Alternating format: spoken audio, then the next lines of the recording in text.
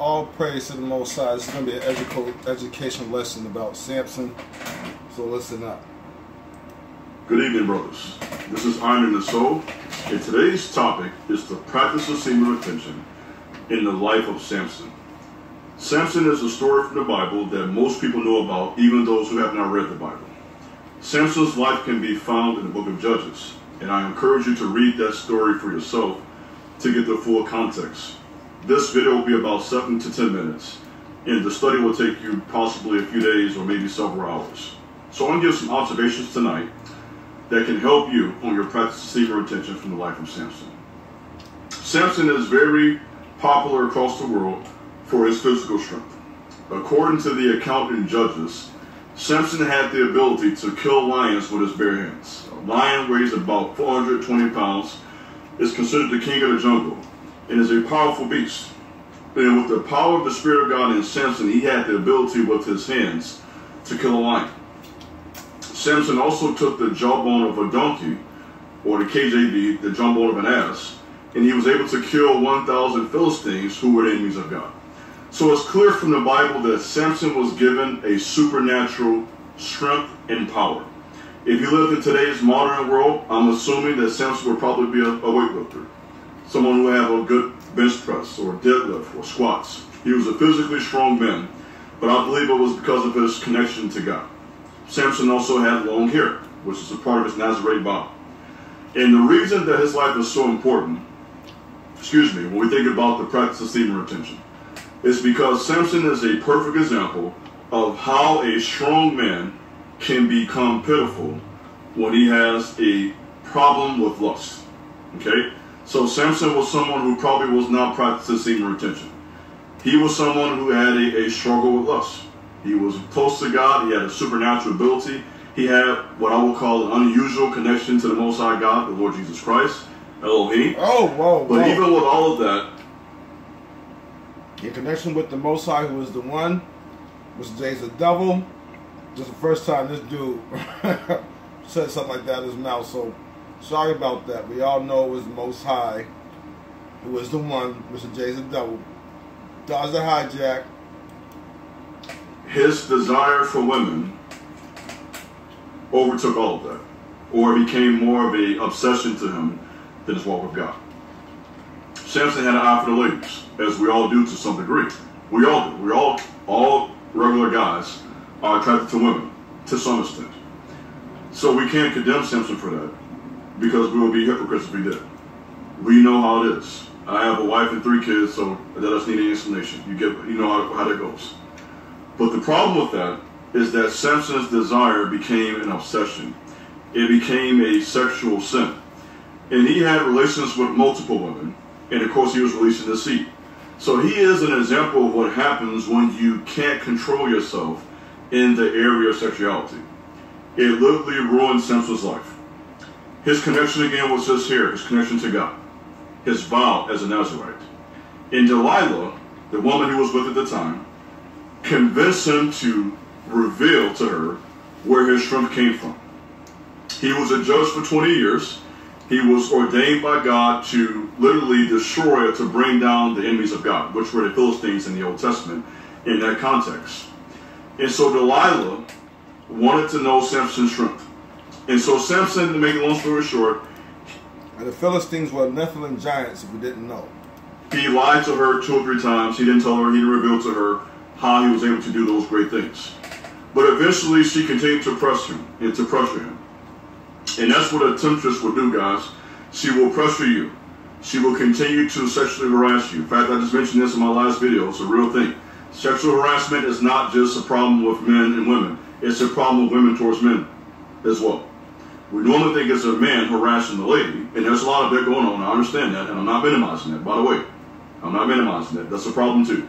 You guys who sexually harass women, you got a problem too. That's another topic. But I'm talking about today, the misconception when it comes to women. There are times when women will harass men, not because they love that man, not because they care about you. They see something in you, right? They see that strength. They see that aura. They see that presence, and they want that. They want to take that from you somehow.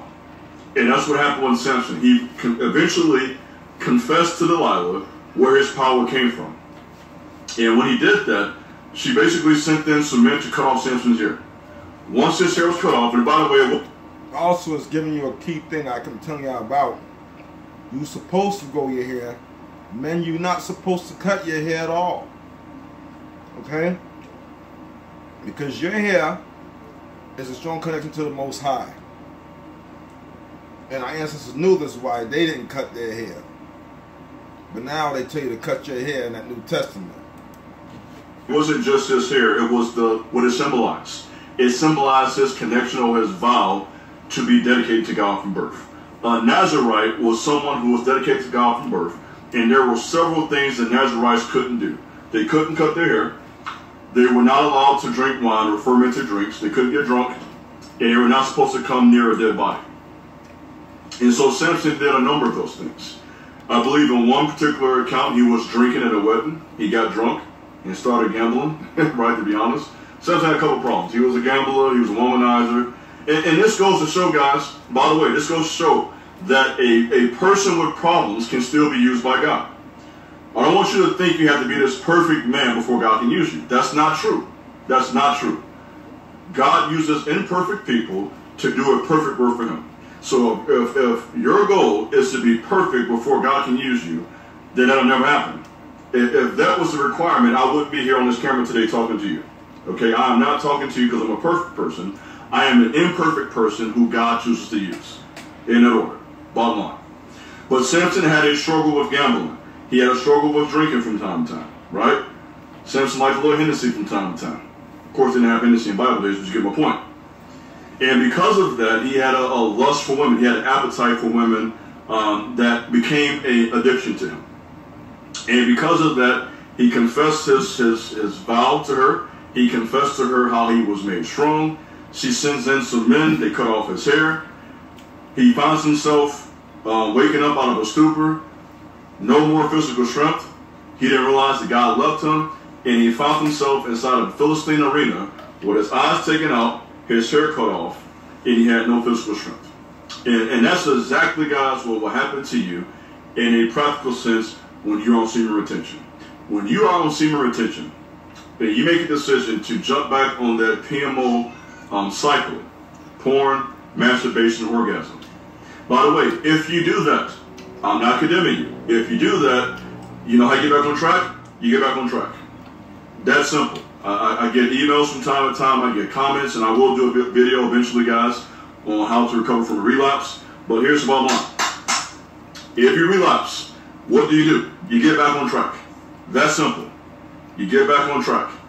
Start your counter over, you're back on day 1, you're on day 5, 17, 14, and keep it moving. Look at semen retention as a way of life long term. We're not in this just for a 1 to 6 month phase. It's not that, guys. Look at semen retention as a lifestyle.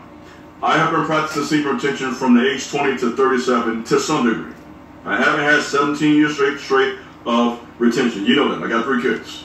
But it has been a way of life. And so look at this this practice or this topic of retention as a lifestyle. And I think we look at it as a lifestyle, you're not so focused on a streak or I relapsed or I messed up. Get past all that. We're past all that. We're not looking at this from a 6 month to a year experience. We're looking at this as a way of life. How does semen retention look over 5, 10, 15, 20 years? That's the level we're trying to go to. Okay? So when you do mess up, if you mess up, the only thing to do is to get back on track. That's simple. Because here's what happens. The devil comes to you guys, he makes you feel guilty.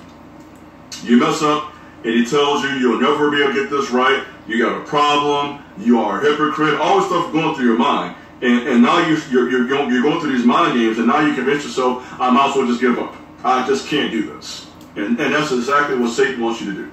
So I want to encourage you guys to keep pushing. Keep pushing. If you're on a streak, keep pushing. If you relapse, keep pushing. If you don't relapse, it doesn't matter. Wherever you're at in this journey, whether you're on 1 day or whether you're on 1, 2, 3, 4, 5 years. And I'd like to point out that Samson was one of the last judges, as y'all call high priest, but he was one of the last judges of Israel. Okay? And he had a problem with what this guy's talking about. And we need not to be doing those sort of things. This is for men and women, because women, I mean, y'all can't act like y'all haven't made the mistakes. But y'all want to refrain from that. Refrain from that and really try not to do that. Cold showers help. Reading helps. Exercise, jogging a lot helps. Walking a lot helps. Chilling on the beach helps. I like to keep myself busy. If I ain't teaching, I'm working. If I ain't working, if I'm not teaching, I'm working around the house. I'll go to the beach. I go for walks. I try to do anything I can to keep my mind off of anything that I should be thinking about. I want you to keep on pushing and make this a way of life so that you can retain your strength and not become like Samson. Samson is a great example of what happens to a strong man who cannot control his sexual urges. Let me say that again. Samson is a biblical example of what happens to a strong man who cannot control his sexual urges. Guys, you have to gain victory in this area. If you can do that, a man who can control his sexual urges is a focused man. And a focused man in this world, 2020, is a dangerous man. There's distraction all around us. And Samson is an example of a strong man who lost his focus. When you lose the battle over your eye gates, you lose the battle over your heart. What goes to the eyes goes to the heart. And what's in the heart will determine the decisions you make, will determine how you're guiding your life, how you spend your time, talent, and treasures. Men, this is Iron and Soul, and I want to challenge you to continue to practice your intention and learn some lessons from the life of Samson. And also, you women, you're supposed to dress, cover yourselves, cover your legs up. Don't be letting your tummy show. You wear clothes that men can't be able to see your figure. We're trying to be righteous. We're trying to be what the Most High wants us to be. Y'all need to help us by dressing the way the Most High told y'all to dress. And He told y'all not to wear no mini skirts or short shorts or none of them stuff y'all be wearing or tight clothes. Because all you're doing at that point is being a harlot, you're being a hoe, and you got a Jezebel spirit, and you're contributing to a problem when the men are trying not to think like that. And you're enticing these men because you want to be enticed, because you're looking for a man, and what you're doing is causing men to sin instead of trying to find a husband. If you cover yourself like you're supposed to, you'll find a husband who's not looking at you for that. He's looking at you as companionship, and companionship is what you should want. You shouldn't want somebody who just wants you as a play toy. All praise to the Most High, who is the one and nobody else. Shalom.